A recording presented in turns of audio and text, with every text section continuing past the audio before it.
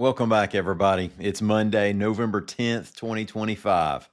Born on this date in 1937, actor Albert Hall of Brighton, and in 1971, actor Walton Goggins of Birmingham. Today, folks, is the 250th birthday of the United States Marine Corps. Where does the time go? Let's talk some politics, news from the Senate, the U.S. Senate, and somebody who hinted at running for governor here in Alabama. We also have a new Church of the Highlands land dedication and why some of you are seeing overpasses covered up in canvas in Birmingham. I'm Mike Morgan, and we're down in Alabama.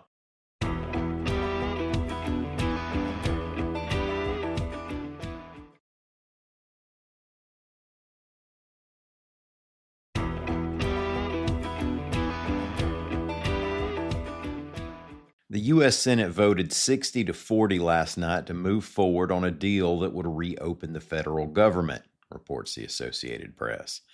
Sunday's vote breaks the Democrats' filibuster, and the Senate now will have to give the spending measure final passage. 8 Democrats joined nearly all GOP senators in moving forward without the extension on Obamacare subsidies that Democrats wanted. Republicans agreed to debate and vote on that issue separately.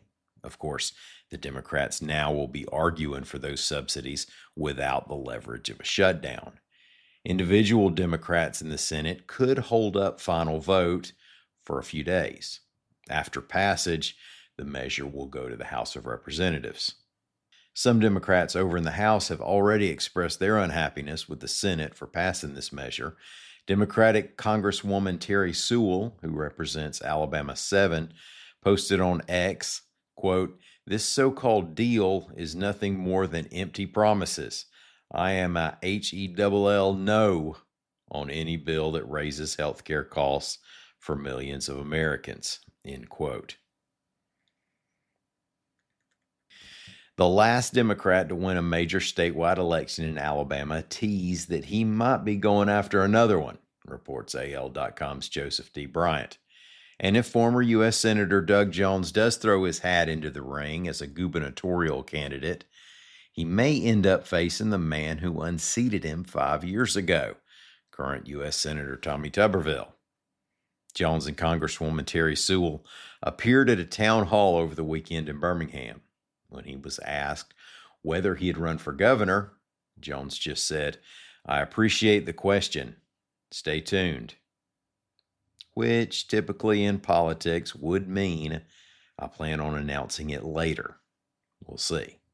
Jones, having won that Senate seat in deeply red Alabama, would likely bring optimism, national support, and lots of money to the race, especially with national Democrats feeling some momentum after some of last week's elections. At the same time, it's worth noting that Tuberville cleared 60% of the vote when the two squared off in 2020. And the 2018 bid that Jones won was a special election under some pretty irregular circumstances after a couple of high-profile scandals upended politics in the state for a while. Church of the Highlands held a land dedication service Sunday for a Daphne location that'll open next year, reports AL.com's Margaret Cates. Highlands is the largest church in Alabama by congregation size, with tens of thousands gathering at more than 24 campuses across Alabama and parts of Georgia to worship and watch a sermon that's live streamed from the Grants Mill campus. The Daphne location stretches the church's footprint down to coastal Alabama. Church of the Highlands bought 27 acres off Highway 181 for around $4.6 million last year. A local congregation of several hundred is meeting at the Daphne Civic Center currently while the new facility is being built. And if you're driving through downtown Birmingham, you might notice there are some interstate overpass bridges that look like they're wrapped in canvas, because they mostly are.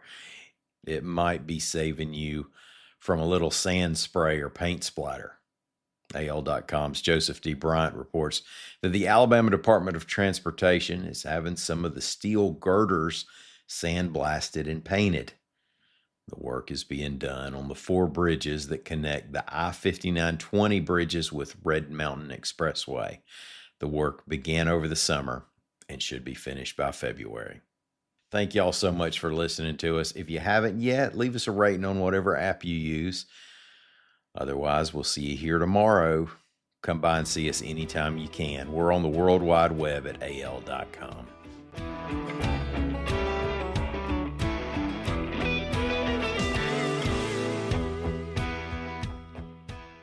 The holidays mean more travel, more shopping, more time online, and more personal info in more places that could expose you more to identity theft. But LifeLock monitors millions of data points per second. If your identity is stolen, our US-based restoration specialists will fix it, guaranteed, or your money back. Don't face drained accounts, fraudulent loans, or financial losses alone. Get more holiday fun and less holiday worry with LifeLock. Save up to 40% your first year. Visit lifelock.com/podcast. Terms apply.